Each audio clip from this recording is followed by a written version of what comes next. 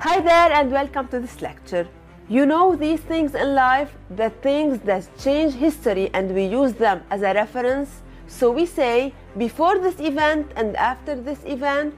Well, Facebook Pixel is one of these things in the history of marketing.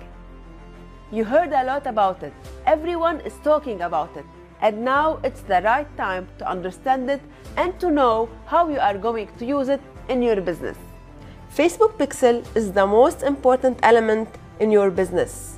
Without a Facebook Pixel, you can never make money online. That's why it's very important to understand what a pixel is and how it works.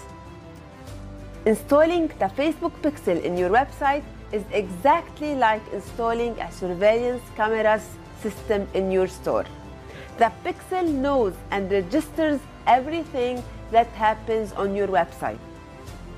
The Pixel literally knows everything. Every time a person enters to your website, the Pixel will detect this. Every time a person gives you his email, the Pixel will detect the lead. If you have a store and someone added an item to the cart, or initiated checkout, or bought an item, or entered and left with doing nothing, the Pixel will detect and register all what happened. It's freaking, I know.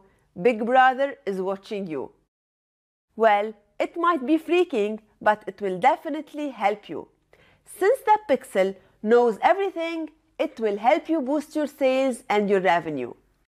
Let's say a person initiated checkout but didn't buy. You can retarget him on Facebook directly by your ad, and you remind him that he forgot an item on his cart, and you can give him another opportunity of buying. Or if someone bought from you, you can target him with an ad showing him another product with a discount maybe, and you push him into buying again from you. Because Facebook Pixel lets you know what's happening on your website, there are plenty of possibilities of things that you could do to boost your Facebook ads. And we will see all of this in details later in this course. I hope you understood the function and the importance of Facebook Pixel through this lecture.